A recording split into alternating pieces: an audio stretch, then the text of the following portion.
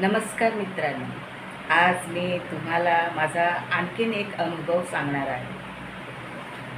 काय होतं, आपलं कोणाबरोबर भांडण झालेलं असेल किंवा समोरचा व्यक्ती आपल्याकडे नीट बोलत नसेल आणि मग आपल्याला ते सारखं सारखं जाणवतं की ही व्यक्ती माझ्याकडे अशी का वागते, माझ्याकडे अशी का राहते, मी हिचं काय बिघडलं आहे किंवा ही माझा द्वेष का करते, माझा राग का करते, काय झालं आहे. तर मी बी.के. शिवानीचे व्हिडिओ बघितल्यापासून ज्यावेळी आपण कोणाशी भांडत नसलो किंवा कोणाशी म्हणजे काही द्वेष नसला आपला, तरी पण ती व्यक्ती आपल्याकडे अशी कधी कधी काय थोडंसं जरी काय कारण मिळालं तरी रागाने खुंची नजरेने बघते. हे पहिलं असं वाटायचं की मी ह्याचं काय बिघडलं आहे किंवा मी हिचं काय बिघडलं आहे, ही का माझ्याशी अशी वागते.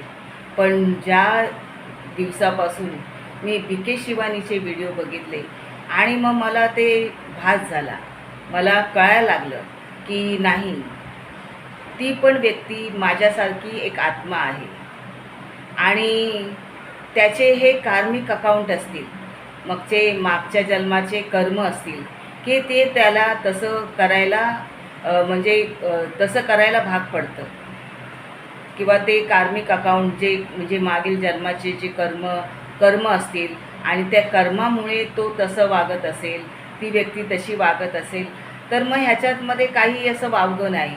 कारण काय आहे, आपल्याला असं वाटतं मी पण थोडंसं त्याला बोलू, पण नको, बोलण्याने काही फरक पडत नाही. कारण ती व्यक्ती तशीच वागणार, ती व्यक्ती तशीच राहणार. म्हणून हे त्याच्या मागच्या कर्माची फळं आहेत आणि मग ती व्यक्ती तशीच वागते. काय आहे, मागच्या कर्माची फळं ही त्यांना म्हणजे मागच्या कर्माची जी फळं असतात ती त्यांना आता म्हणजे मिळालेली असतात आणि मग त्या पद्धतीने त्यांच्यामध्ये जी ईर्ष्या असते ती चालू असते किंवा द्वेष असतो, त्याच्यामुळे ती व्यक्ती आपल्याकडे अशी वागते. पण मित्रांनो, घाबरू नका, हे त्याच्या मागच्या कर्माची फळं आहेत आणि ती फळं त्यांना मिळालेली असतात आणि मग त्याप्रमाणे ते लोक तसे वागत असतात.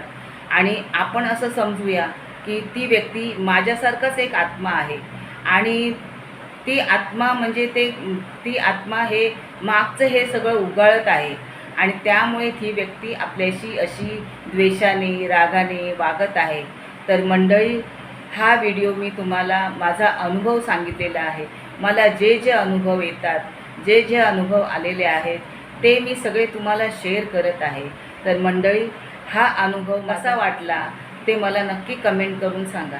कारण काय आहे, आपल्याला अनुभव आलेले असतात आणि मग आपल्याला नकळत म्हणजे आपल्या हातून काही चूक झाली आणि समोरची व्यक्ती आपल्याशी म्हणजे द्वेषाने वागायला लागली, तर समजून जावं की हे त्याच्या मागच्या कर्माची फळं आहेत आणि ते कर्माची फळं हे त्याला असं वागायला म्हणजे वागायला लावतात किंवा ते व्यक्ती अशी वागते.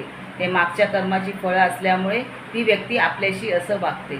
तर मित्रांनो, कोणाला रागवू नका किंवा ती व्यक्ती आपल्याशी भांडत असले तर त्याला प्रत्युत्तर करू नका, त्याच्याशी काही म्हणजे वावगं बोलू नका. कारण ती व्यक्ती तशीच वागणार, ती व्यक्ती तशीच राहणार. कारण का की ते कार्मिक अकाउंट आहेत आणि जोपर्यंत हे त्याचे कार्मिक अकाउंट त्याच्याबरोबर आहेत तोपर्यंत ती व्यक्ती आपल्याशी तशीच वागणार.